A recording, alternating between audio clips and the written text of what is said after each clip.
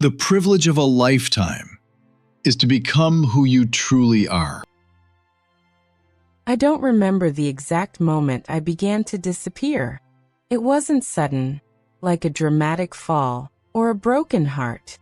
It was slow, quiet, like a mirror fogging up over time, until the reflection fades. I used to smile into that mirror, believing the person looking back at me was real. I knew their favorite color, their hobbies, the name they wrote on job applications. I lived as that person, but beneath that surface, just behind the practiced expression and polite eyes, there was someone else, someone watching, someone waiting. I could feel it when I laughed at the wrong things or agreed with people I didn't believe. I could feel it when I said, "I'm fine," but something deep inside twisted. That's when I started noticing the silence. Not the silence around me, but the one inside me, like a voice trying to speak underwater. I tried to ignore it. I did what everyone does. I smiled wider, worked harder, filled the void with noise and distraction. I wore the mask so well. Even I forgot it was a mask. But the silence grew louder. It followed me to crowded rooms and into late-night thoughts. It showed up in the ache behind my eyes and the strange feeling that life was happening around me, not through me. One night, standing in front of the mirror, I looked into my own eyes and saw nothing. No spark, no recognition, just exhaustion. It was like the mirror had forgotten my face. Or maybe I had. That was the moment I knew something inside me was missing. And whatever it was, I had to go find it, even if it meant losing everything I thought I was. There was once a man who lived in a city where no one had a face. Not really. Instead, they wore beautiful masks, intricate, hand-painted, adorned with feathers and gold. The masks smiled, laughed, performed. They went to work, fell in love, made friends, and lived lives full of elegant lies. And in that city, the man was admired. His masks were flawless. He had one for charm, another for intellect, one for strength, and another for sorrow, just enough to seem vulnerable, but never truly be seen. He kept them in perfect rows on the wall of his apartment. People called him successful, respected, put together. But no one, not even himself, had seen the skin beneath. He moved through days like theater. Every conversation, a performance, every emotion, edited for effect. He could change personalities with a smile. And yet, beneath all the applause, a strange hollowness began to grow. At first, it was just a flicker, a question that passed through his thoughts like a ghost. What do I look like without all this? He dismissed it. The city had no room for faceless men, but the feeling deepened. At night, in the quiet between roles, he'd sometimes hear breathing that didn't sound like his own. It was slower, heavier, older. He told himself it was nothing, just exhaustion, just stress. But still, it followed him, that presence beneath the mask, that something, watching from the dark mirror. One evening, while walking home through the crowded streets, a child bumped into him and fell. The man reached down to help him, and the child looked up, not at the mask, but through it, into him, just for a moment. And the man felt naked. That night, something shifted. The city that once felt familiar now pulsed with a strange, artificial rhythm. The lights seemed too bright, the laughter too loud. His apartment, once comforting in its order, suddenly felt like a showroom, full of things that belonged to someone else. He walked past his wall of masks, and for the first time, they didn't feel like art. They looked like tombstones, souvenirs from lives he never lived. Sleep abandoned him. The air felt heavier, like a storm pressing down on his chest. He wandered through the apartment, unsure of what he was looking for. But when he passed the mirror in the hallway, he stopped. There he was, still, but not. His face stared back, framed by the same carefully chosen mask. And yet, something was wrong. The eyes were hollow. The reflection didn't blink. He stepped back, then forward. The reflection didn't follow. It stood there still, wearing his mask like a second skin. And suddenly, a crack formed, not in the glass, but in him, a fracture along the surface of his identity. Something was calling him, something beneath the face. And so, he left, without packing, without telling anyone. He walked past the city's edge, where the neon signs faded, and the noise gave way to wind. He followed a dirt path lined with withered trees, deeper and deeper, until even the stars disappeared behind the branches. The forest greeted him not with warmth, but with silence. Not the absence of sound, but a kind of living, breathing quiet that asked questions instead of offering comfort. He was afraid, but he didn't turn back. He had crossed the threshold into the place where mirrors die and masks become ash. The forest deepened, and time unraveled. He no longer knew how long he had been walking, only that the farther he went, the quieter everything became. The trees grew older, twisted like thoughts that had been ignored too long.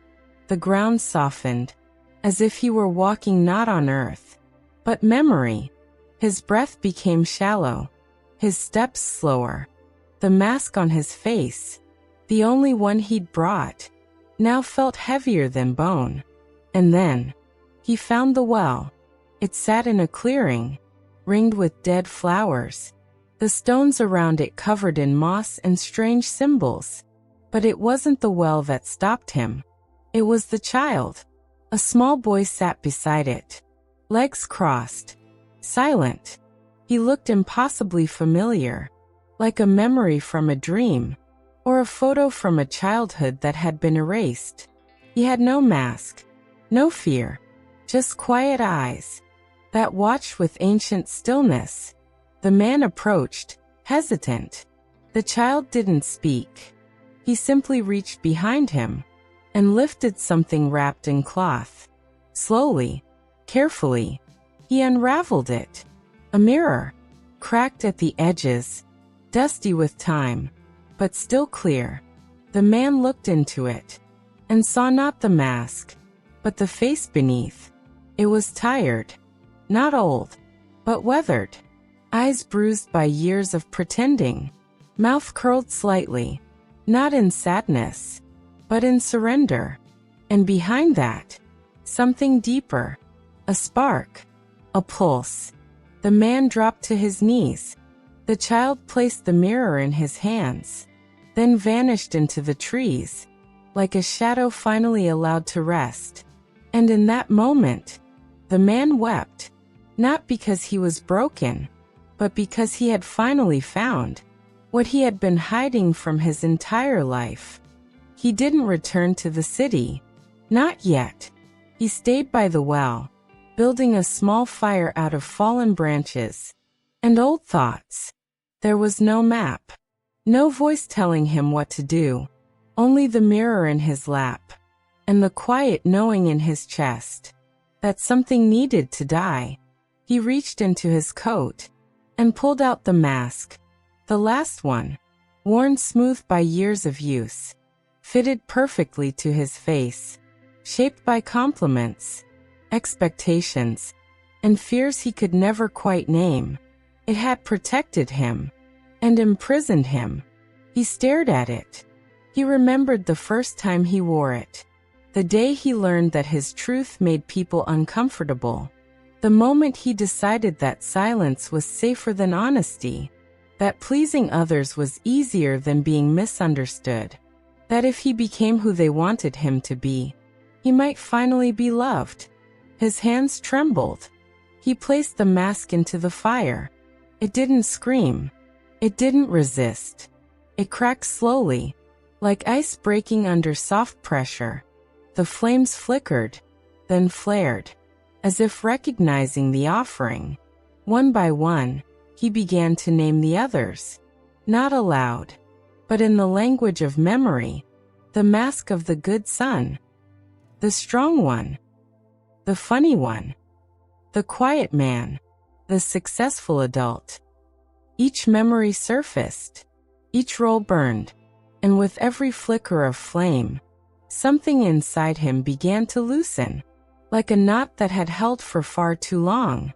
Tears came again, not of pain, but of release. He watched the ashes float into the night, and for the first time in his life, he felt light, not happy, not healed, but empty in the most sacred way. There was space now for something real to return. Carl Jung once wrote, "The privilege of a lifetime is to become who you truly are." But this privilege is not gifted.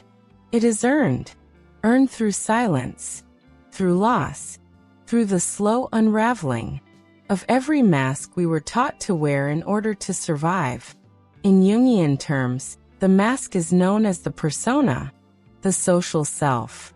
It is the face we show the world, shaped by culture, conditioning, family, and fear. It helps us function, connect, belong. But over time, we begin to confuse the mask with the face beneath. We start to believe we are what others expect from us. Beneath that persona lives the self, a deeper, more whole identity that includes both our light and our shadow. This self is not polite. It is not always likable, but it is real. And becoming it means unlearning the performance. It means going inward, into the unconscious, the forest of forgotten truths and repressed desires. There we meet the shadow, all we've denied, feared, or rejected about ourselves. The child by the well, he is the inner child, the origin, the untouched self that remembers. The fire, it is the symbolic burning of ego, the painful transformation of death and rebirth. True becoming isn't about building a new identity. It's about remembering who we were before the world told us who to be. It is a return, not to the past, but to essence, to soul. It is a lonely path. Few applaud the journey inward. There are no trophies for facing your deepest truths, but those who walk it are changed, not into something better, but into someone real.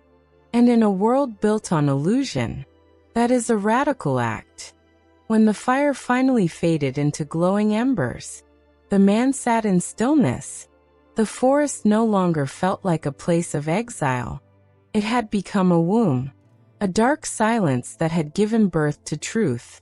The mirror lay beside him, now cracked and dusted with ash. But in its reflection, he could see something new, or rather, something ancient. Not a perfect face, not a finished soul, but an honest one.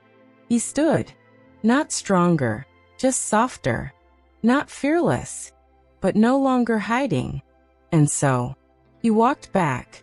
The path home felt different. The trees no longer whispered riddles. The sky had cleared. There was no applause, no cosmic voice announcing his transformation, just breath and quiet. When he re-entered the city, nothing had changed. The lights still flickered. The people still wore their masks. The world still performed. But he had changed. He passed familiar faces, who barely looked up. The old masks were gone, and in their absence, he felt strangely exposed, raw, vulnerable, unseen. Some looked at him, startled by the absence of disguise. A few turned away, uncomfortable with what they saw. Others smiled politely and walked on. But one person stopped. A stranger. Or maybe not. She looked at him, not as if trying to guess who he was, but as if she already knew. Not his name, not his story, but his essence. No words passed between them, only presence. And for the first time, the man understood. To be seen without a mask is terrifying, but to see yourself and remain standing is liberation. He walked on, not ahead of others, but beside himself. Finally, I used to think becoming yourself meant adding more knowledge, more habits, more layers of success. But now I know it's the opposite. Becoming who you truly are means losing what never belonged to you. It means grieving the roles you mastered and saying goodbye to versions of yourself that once kept you alive. No one tells you how lonely this path is. They don't tell you that awakening doesn't come with light. It begins with loss. The loss of certainty, of approval, of identity.